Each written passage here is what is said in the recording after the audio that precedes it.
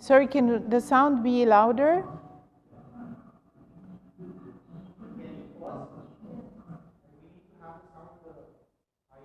Can the sound be higher? Yeah, please. And I want you to focus on the cheetah, and then we'll take it from there.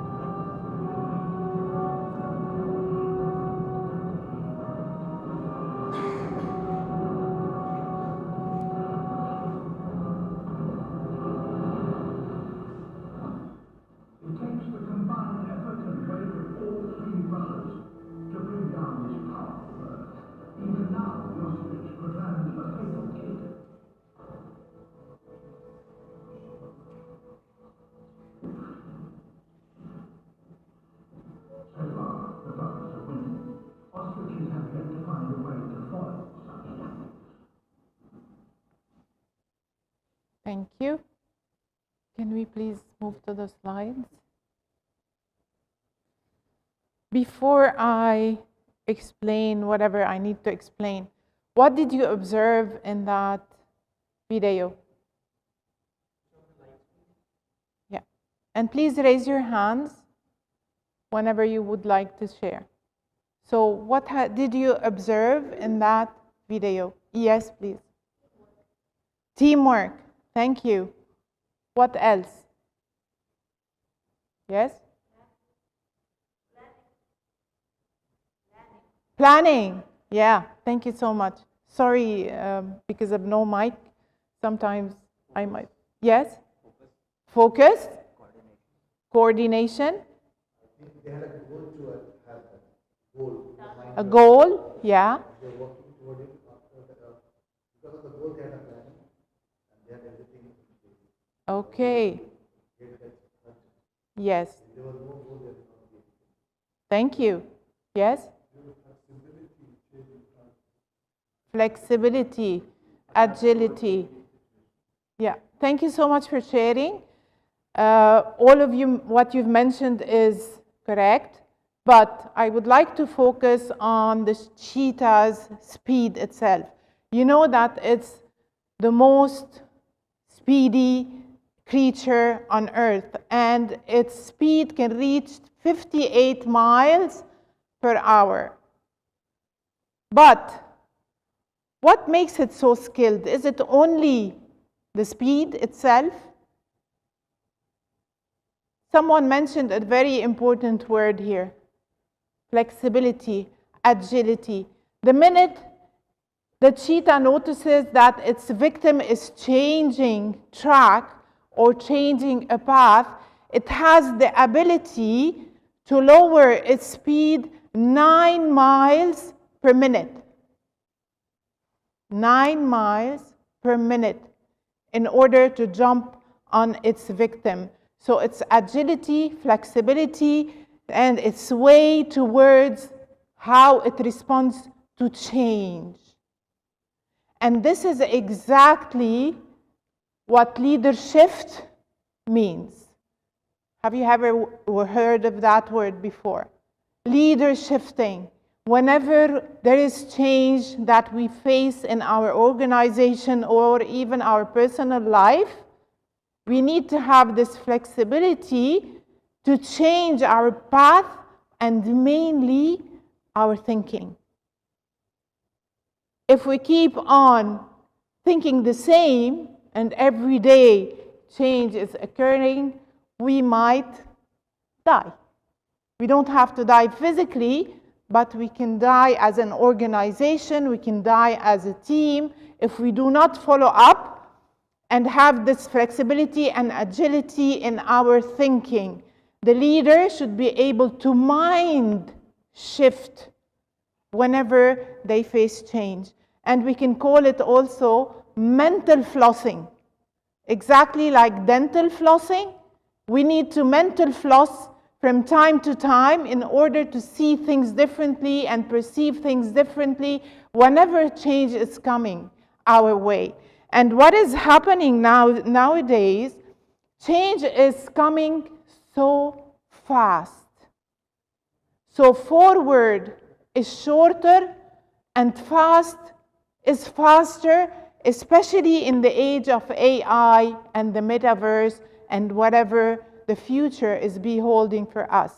So as human beings, we need to have this agility, flexibility in mind shifting in order to face whatever is coming in the future. Please, if at any time, interrupt me for questions, I'm ready to take that at any time. Don't keep your questions until the end, because I know sometimes we might forget that. Or if you want, write them down. But please, you can interrupt at any time and ask questions. Another thing about leader shifting, it's when we perceive things differently, we have more opportunities.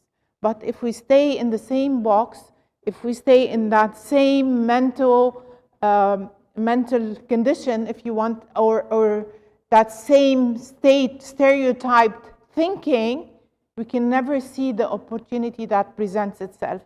And I can take COVID and the lockdown as an example. Some people were stuck because of their thinking. Some people couldn't move forward during lockdown. Many people went through mental issues. Many people had mental health issues and even emotional issues because they couldn't find any way out of this situation that we found ourselves a year ago, most probably. Okay? So very important to leadership our thinking to move forward. How do we do that? We do it in many ways. First of all, every day we should learn something new. And when I say learning something new, it could be a word. Just one word. A new word that might add to my vocabulary, add to my perception, add to my growth in some way or another. Or maybe read a page of a certain book, or even ask questions. Because questions are very important. This curiosity that the human being has adds to the knowledge if we use it the right way. Do not shy away from going to the expert and asking questions if you want to grow in your position or you want to grow on a personal level. So it's very important to do that. And also trying something different, a new experience. For me, I'm looking forward to have a retreat. Somebody mentioned a retreat here. I might have a retreat at your resort and bring my team or bring whomever to experience a new perspective in Ajman. I've never been here. It's my first time, by the way. So this is very interesting for me. Find something better. Always. Try to ask yourself, when's the last time I found something better than what I'm maybe doing right now, or better than what I'm reading right now? It could be very simple stuff. It doesn't have to be a huge goal. And keep in mind, the bigger the goal is, our human nature, what happens? I'll do it tomorrow. Next week. Maybe next month. And then it just vanishes.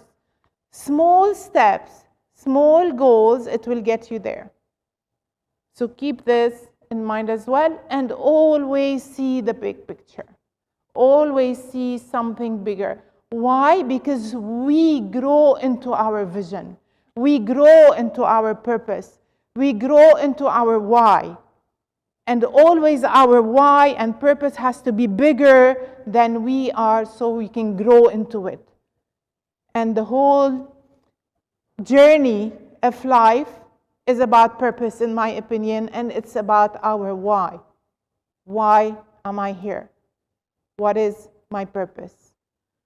So, also, keep in mind that every single one of us can improve.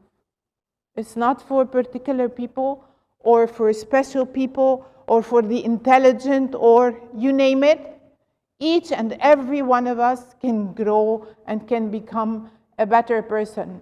How? These are the steps that you can follow.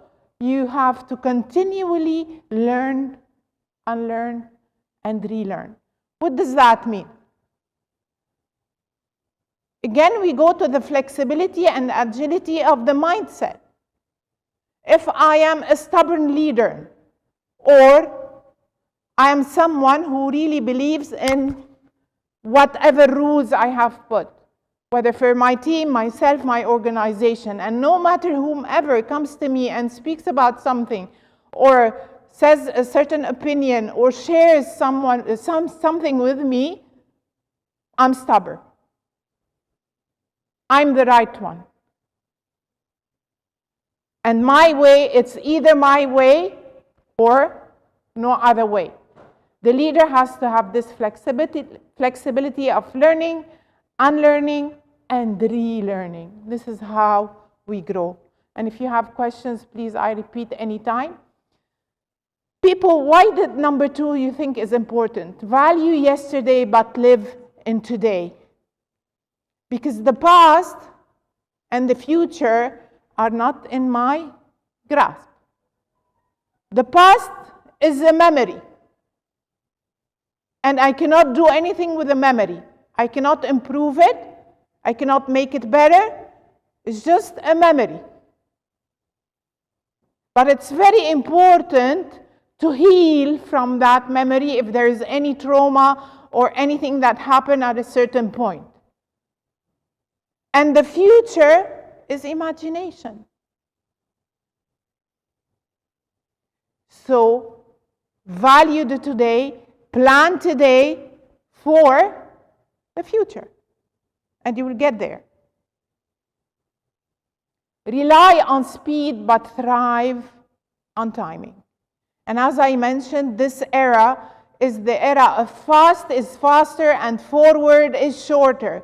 And people are just throwing themselves into the metaverse. I will give you an example. of the metaverse, they are just throwing themselves into the metaverse, not realizing the risks of that 3D world. Who is behind the avatar? Who can give me 100% assurance that the avatar I'm dealing with in the metaverse is not a serial killer or a pedophile or whatever, a fraud? It's true that I have to keep up. I have to know more about the metaverse. I have to find everything, every single details, and use my logic before I jump into that world. So, and always the leader sees the big picture as usual. As I said, live in today, but think about tomorrow. The tomorrow, as I said, is not in your grasp. It's simply an imagination. Who knows who will get to tomorrow? So always plan today, and then things will fall together whenever you have a plan or a goal set for that. And courage, by the way. Courage is very important. And when in the midst of uncertainty, and I go back to COVID again, there was uncertainty. What is going to happen after COVID? Are we going to go back to the physical encounter? What happened to the human brain during the lockdown? There was a lot of uncertainty at the time. Will we be back to that networking thing? What will happen? So we have to have courage to face all these uncertainties, or else we will stay in our comfort zone. And many people did not move out of their houses because of the fear. Many people kept on wearing masks for a very long time because of the fear.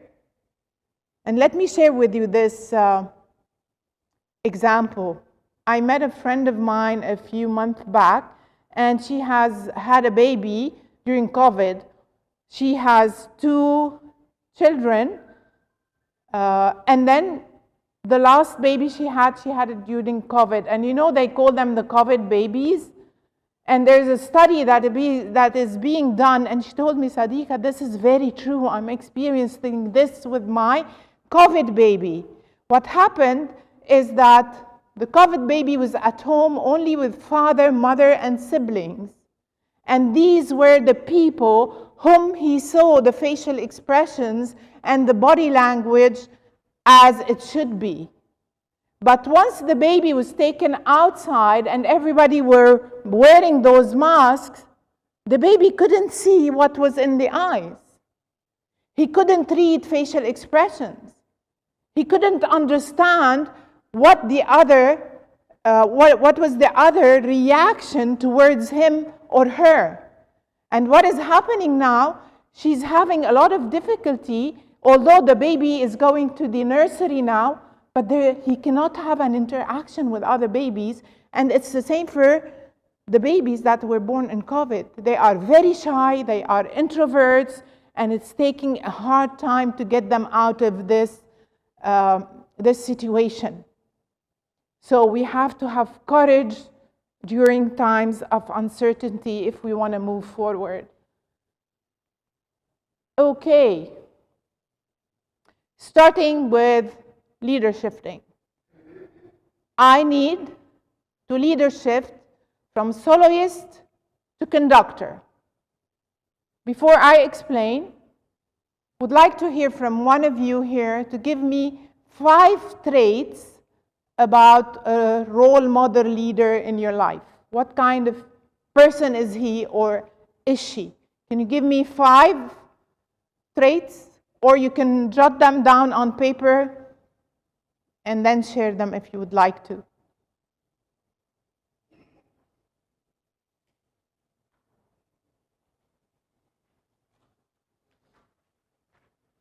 Five traits of a role model leader in your lives. Could be your mother, your father. It doesn't have to be somebody so famous.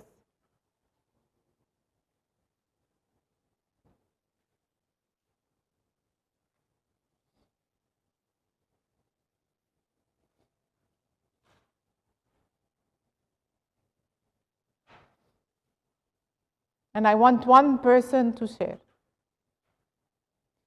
We have a time limit. And to tell you that this snippet here in front of you is a chunk of a 5 days course or training, a full day from 9 to 5, 5 days in a row. So this is a snippet, and I guess we won't be able to cover all of it, but as much as I can.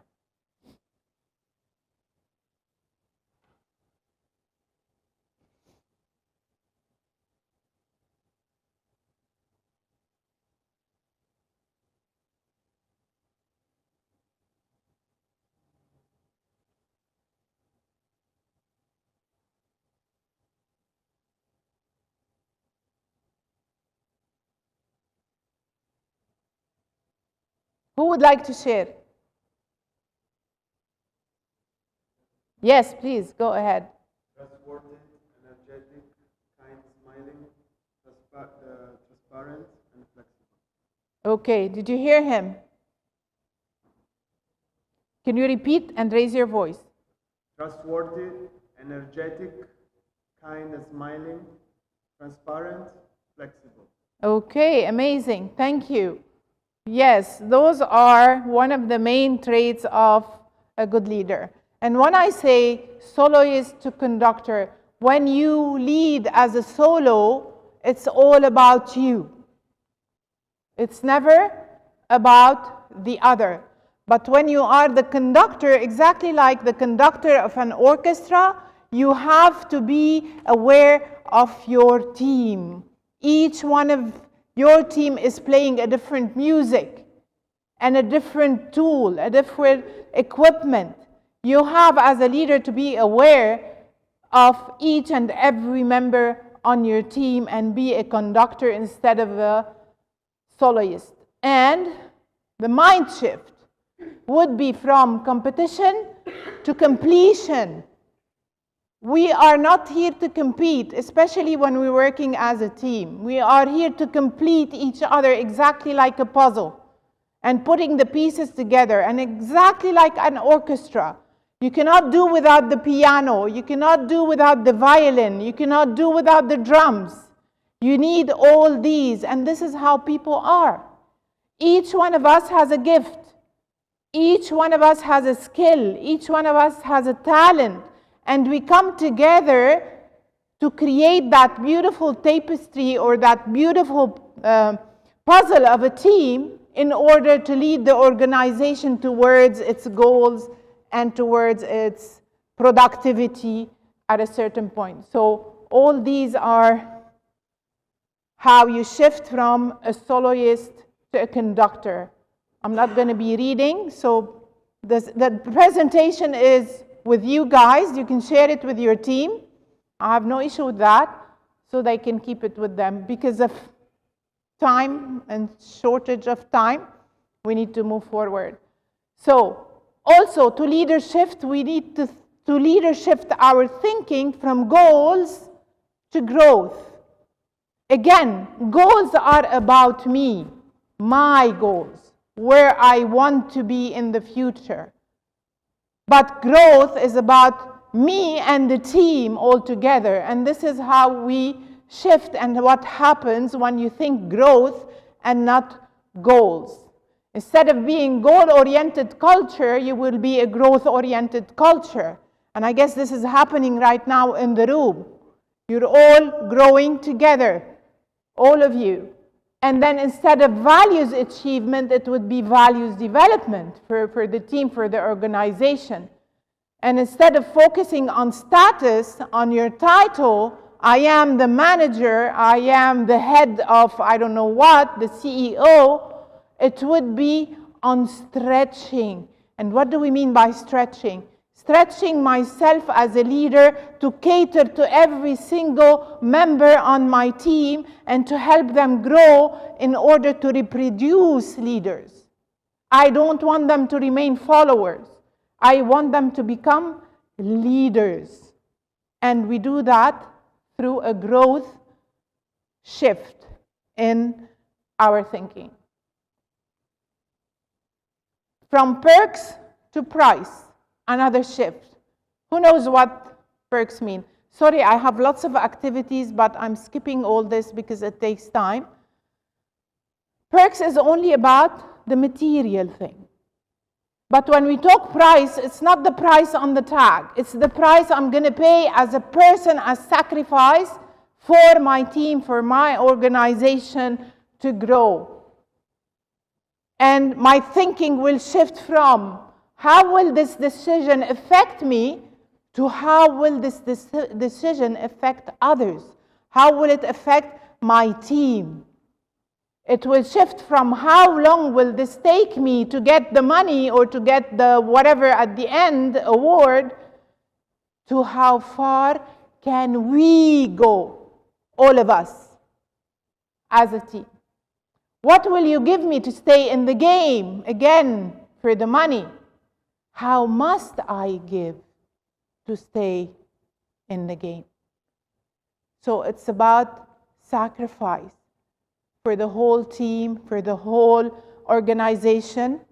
What can I give to help my organization reach its goals, or my team actually? Another shift, which is very important, and I see this a lot in teams, in families, in whatever, all walks of life. People seek to please others instead of challenging them. So whenever you call it my boss, my leader, my manager, it's about, hey, how are you today? I hope your family's fine, like trying to please that person and showing him care for his person, for himself, for the man he is, or for the woman she is. The shift should be from care to candor. From caring about the individual to candor, for being open and honest. If I want this person to grow, I will not just, hello, how are you? You're doing great. No, I would pinpoint honestly where this person needs to develop, where this person needs to grow. This is how I care about them. Not caring by showing them a fake face, And of course, caring about the potential, caring about the relationship, about their strength, pinpointing and bringing their strength out, and offering challenges for the people to grow. If the people are in their comfort zone, they will never evolve, they will never develop. So continuous challenges for them to grow. And this makes the team productive. Any questions? Yes, please.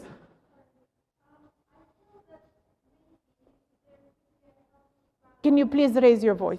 I feel that there could be a healthy balance between pleasing people and challenging people. Okay, it depends. Now, when we say pleasing, it has the negative connotation. When you are pleasing people, you are kind of showing a different face. It's not your true face. Because he is your manager, you don't like him. In your heart, you don't like him. In your heart, you know that he is in the wrong, he is not in the right, but still you are there, being nice, showing, that kind of kindness. This is what pleasing mean here. It's the negative connotation. Because he is in a higher position, we suck at them. So he would give me a better position, or he would like take care of me, or I would stand out for them through this way. But if you're talking about pleasing in the positive way, this is totally different. Like pleasing your team, encouraging, it becomes in the encouragement. It means in this way, it would mean encouragement. It would mean praising their achievements. It would mean boosting their self-esteem. Okay? But here it's the negative connotation, because many people have this fake mask, and they walk into the manager's room, they say plenty of kind words, and then they go out, they gossip in their back. This is what pleasing mean here. Okay? Thank you. Thank you for your question, because, yeah, sometimes we need clarification. Thank you for that. Okay, for maintaining to creating, and here we go back to the comfort zone. People would like to maintain their position. They would like to maintain their whatever, social position, in the workplace position, you name it, the title, you name it. And they fear to move out of that comfort zone. So if you're in the comfort zone, it's not comfortable. Not like many people think. At some point, it gets you to a lazy point where you fall into a depression sometimes. So it's not comfortable at all. It can affect your mental health, your emotional health. Okay? So we really need to get out of that comfort zone to grow. And this is what we call the abundance shift, from maintaining to creating. Okay? And again, don't get comfortable. Don't be satisfied with where you are, because if you get to that point, growth will stop. Physical growth happens automatically. We grow from this size to whatever size. But personal growth has to be intentional. I have to have the intention, I have to have a plan to grow on a personal level and professional level at the same time. They go along, by the way. Professional and personal, do not separate those two. And then you have another shift, or mind shift. Ladder climbing to ladder building. What does that mean? Sorry. Okay. It's not about me. It's about them. Success is not standing ovation. It is people walking out with a game plan. Okay? I'm going to take the public speaker as an example. Some public speakers are motivational, inspirational, whatever you can name them. You have the example of John Maxwell, who is my mentor. And when John is on stage, the first thing he says, I am your friend. Immediately we feel that we are on the same platform. He's not here and I'm here. He is my friend. We're the same. So it's not about being under the spotlight. It's not about being the one and only. It's about us, all of us, building that ladder and climbing the ladder together. Also, as John says, it is lonely at the top. If you get to the top and you don't have your people with you, it gets very lonely. You have your millions, you have your cars, you have your houses, you have your plots of land, but no people. And most of those billionaires, millionaires commit suicide at the end of the day because of loneliness, because of depressions. So it's about living a life of significance and not a life of success. Again, a life of success is about me. The world revolves around me. The life of significance is about others, is about leaving a legacy. What will people say, or what will people do? And they would say, Sadiqa used to do that, I'm going to follow in her footsteps, or X or Y. So it's about the legacy, it's about the life of significance, it's about adding value to other people's life and other people's growth. Also, we need to mind shift from directing to connecting.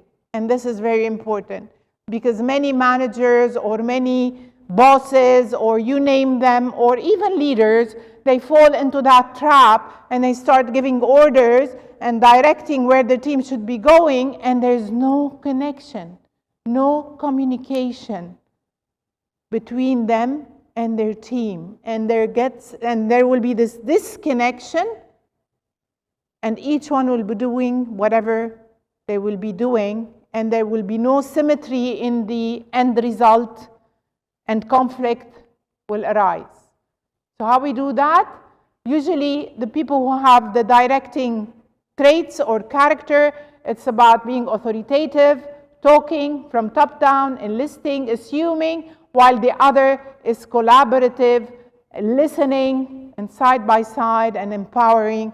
And here I would like to mention the leadership dance that also John Maxwell talks about. He says that a leader dances sometimes in front of his team as a role model for him to show the way and walk the way and not preach the way. And sometimes they retreat. It's kind of a dance. They move from the front to the side. Why? In order to listen. To listen to my team, their feelings, their thoughts, their opinions. And finally, the leader retreats himself and he dances in the background to observe his reproduction. He has reproduced leaders and he is now observing what his leaders are doing. What kind of mentoring would they need? What kind of coaching they would need? So the leader becomes a mentor and a coach at a certain point. Then we need also to shift from uniformity to diversity. And this is very important. Especially nowadays that all of us are communicating, and all of us, I feel that I belong to that earth, planet Earth. I'm no longer this Lebanese who came to Dubai, expat, whomever. I have blended with 200 other expats, other nationalities. I'm one of you. I'm one of these human beings here in this country. And this country actually provides a very good platform and a very good example for diversity. And why is it important? It's because it fills all these gaps. It fills my knowledge gap. I don't know everything. I will need you to fill me in on my knowledge. It will also fill my perspective gap. I might be seeing something from one perspective, but you'll be seeing it from a different perspective. And this is how communication and connecting happen. And then finally, also the experience. You might be having the title of manager or CEO or so on and so forth, but maybe you don't have as much experience as a technician. And there won't be any harm if you go and approach that technician and you tell him, teach me, because you're the expert in that field, and I'm not the expert. Very important, the diversity, shifting from uniformity to diversity, and then from positional authority to moral authority. I don't lead from my position, from my title. I should be leading from my morals and my values. And one day, somebody approached John Maxwell, and he has like 100 plus books written on leadership, and he told him, how about you write a book about business ethics? And he said, what? He told him a book about business ethics.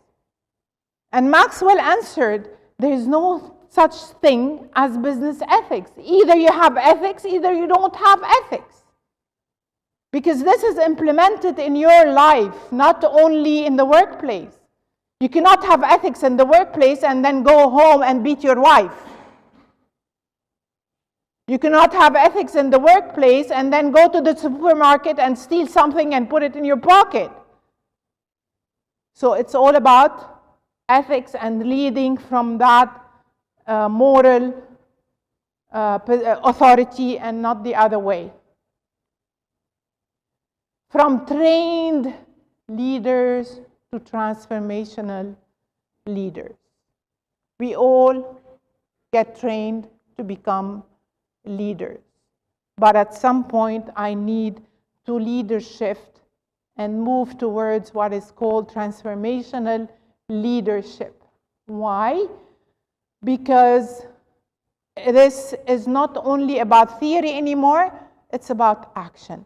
It's about implementing what you've got in that training to become a trained leader and putting it into action. Also, I repeat the John Maxwell. Sorry, I'm a John Maxwell team member, and I have a passion for the team. And what we did after a while is that John took all his teaching into something called Transformation for Countries. And I had the honor to accompany him to Costa Rica and Paraguay, where we implemented his teachings on transforming the whole country. And once I say the whole country, starting from the president to the tiniest person in the country, they were trained on value-based leadership. And it's about values. As I mentioned, it's about the human values and not work ethics. There's nothing like that. Either you are a human with values or you are a human without values. And we went into every single institution, and we really are transforming countries since 2010. And every 6 months, John and some of his close team, they visit the country again to see if they are still on track. What happens is that we give train the trainer in those value-based leadership program, and the people of the country take that forward and they implement it, and it grows. So the impact shift here, this is what happens. You know how to lead, but then you would know why you are leading. You would discover that purpose. And it becomes contagious. You become an influencer, and then you ask your leaders, you make a difference, and you love the people that you lead when you become a transformational leader. From career to calling. We all need to do what we need to do at a certain point, because there are basics of life that we have to accommodate to. We need that income at the end of the month. We need that income to pay the bills. We need to go through that phase. But at a certain point, when I feel that financially I'm doing okay and I'm fine, here I need to follow my calling or to follow my passion. And if you're lucky enough to start this at an early age, you would be working and doing what you love at the same time. It won't be working anymore. It would be your calling. It would be the thing you were born actually to do. And let's take it here. Ego versus calling. Again, who can tell me what the acronym EGO stands for? Anyone has an idea? Everybody talks about ego. But what is E? What is G? What is O?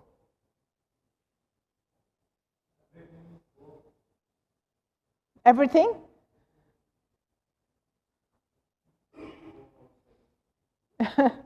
Okay, that's a good trial.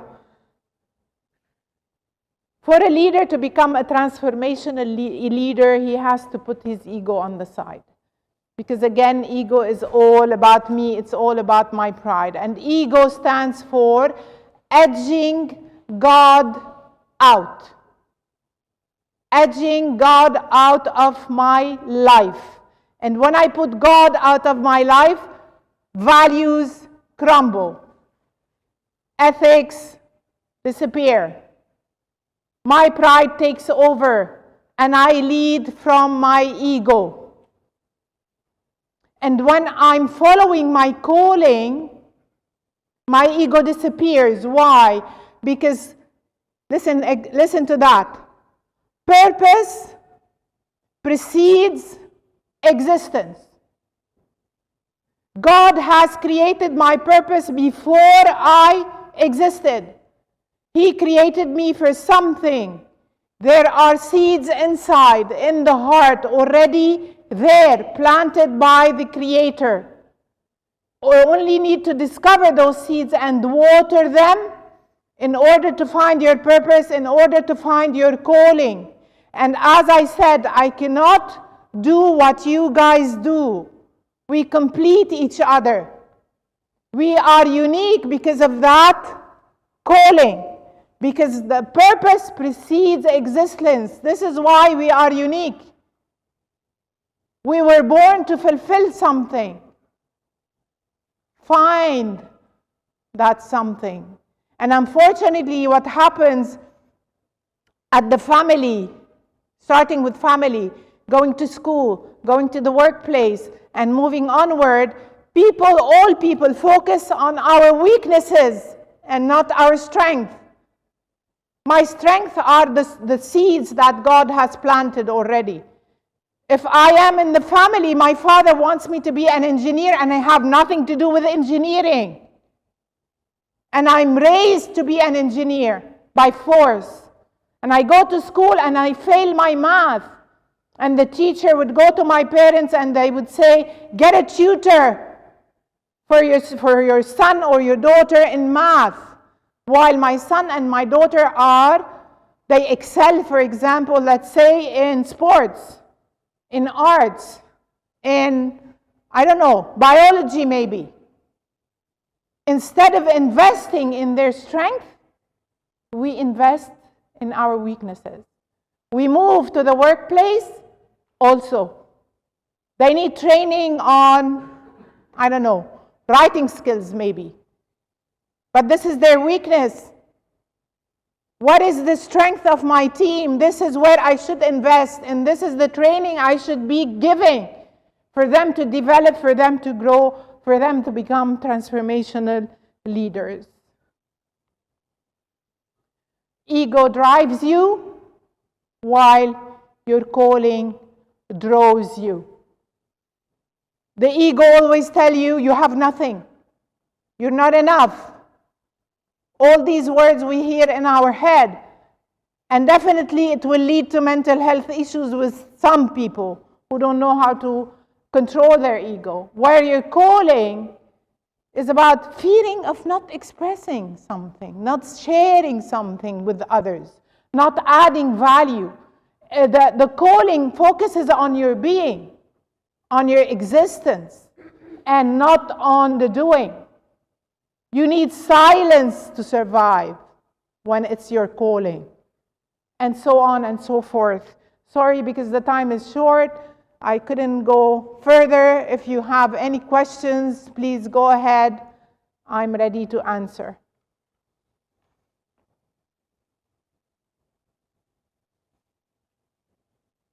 First of all, thank you very much for all of you for being here. I really enjoyed it. It was nice meeting you. And please, if you have questions, go ahead. And if you have any comments, also go ahead.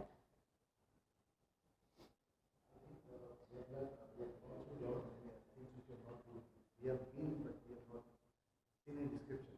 So many words you use the meditation, like passion shift, leadership shift. Yeah. I think there is something new for us to also do. Yeah, I know. And I think your meditation is very good. I think there's a time limitation, but I think we can go through all this meditation. I think there are a lot of things which we can take it from here.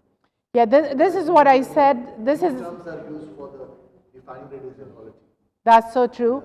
As I said, this is a snippet of a 5-day course from 9 to 5 if you want to do it in depth. Okay, so yes, these are new terms, something new to learn. And please, I don't know who got my presentation, please share it with everybody. You can make use of it. And if you have any questions, please now go ahead and ask. Yes? First of all, thank you. You're welcome. for your presentation. I just have one kind of question. You mentioned that we should invest on the strength of our team. Mhm. I believe we, I mean, at least in my personal experience, what I do, I see what are the strengths and I try to use it among the team to reach the common goal. But then I focus on the weakness to make them grow, like to make them all. Okay, I got your question. It's a very good question. I said we must focus and invest in our strength. Why do you think? I mean, I'm strong at public speaking. I'm strong at storytelling. I'm good at whatever training I can give. This is my my job. It is my calling also. I have combined my career and calling together because I am a people-oriented person. So, if someone on the team is very good in sales, do I need to learn sales? No, because he does it already. Remember that we are a tapestry, we are a puzzle. You bring your strength, he brings his strength, he brings his strength, and you get together. This is why the focus on the weakness, I mean, you're throwing your money away, in my opinion. Each one of you has a strength, each one of you has a potential, each one of you has a gift. Invest in that to come together as a team. But if you bring on your team, all of them have the same strength. I give my example. In public speaking, what will happen, do you think? I'm sure there will be conflict. I'm sure there will be competition and no longer completion. Because each one of us on the team, if we are great public speakers, we all want to be on the stage speaking. And how can you accommodate for all of us? But if, again, I tell you frankly, I have nothing to do with marketing, I have nothing to do with sales, and this is why I have Mr. Sam Fakhouri as the advisor of my consultancy, because I don't know anything about that. So he completes me in order to take the company forward or the consultancy forward. But if I knew everything, I wouldn't need anyone. I would be a one-woman show. So always focus on the strength of people, and those people you think they are weak, find their strength. Where is their strength? With them, I believe that for example, in the kitchen, I bring you the example Yes. of my team. What I mean is, like each one of them has to learn everything in the kitchen. Okay. In your situation, I get your point. Okay, you don't need to learn sales if you have a team member who completes you. But in the kitchen, it's useful for everybody knows everything, because in times of need, you can help each other. Yes, I will focus. I found their strength, and I put them their main focus on a single category where they can express themselves. Yes. Also, excellent point. When we talk about the team, of course, we need to know everything that is happening. Yeah? I mean, in order for me to understand Sam when he talks to me about sales and marketing, I have to have some knowledge, right? I cannot start from scratch. It's the same with every team. Same thing in the kitchen. Yeah, you are right. But on a normal day, the expert in making the sauce is busy doing the sauce. The expert cooking the meat is doing the meat. The chicken is doing the chicken, and so on and so forth. But in case of emergency, they all know how to, how to compensate. If someone is sick, someone can replace.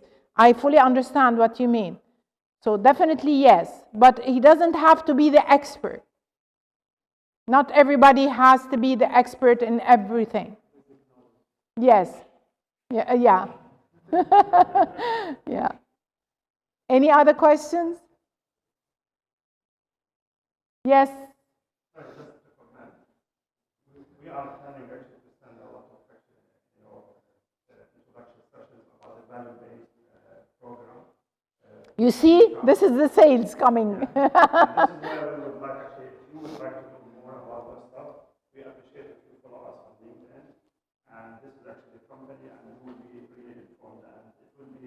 part of the community that we are growing within UAE and across the region. Okay, sorry about that. It's very No, important. thank you. Thank you, Sam. You see, as I don't have that mindset of a marketeer or of a salesperson. So you see, this is how the team comes together to complete each other. So actually, I will repeat what Sam said in my way, not in Sam's way. I'm ready to offer a value-based leadership free session for you to experience what value-based leadership is and what kind of tool do we use in order for us to grow as transformational leaders. And the motto of value-based leadership is transformation begins with me. If I cannot change, I can't change the people around me.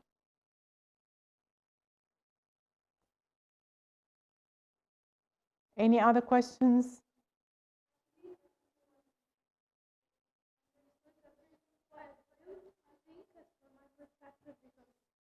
I made a lot of notes, but we just wanted to thank you for insightful Thank you. presentation.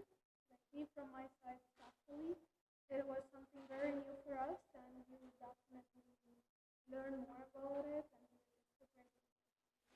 Thank you so much. Thank you. Can I ask for a favor?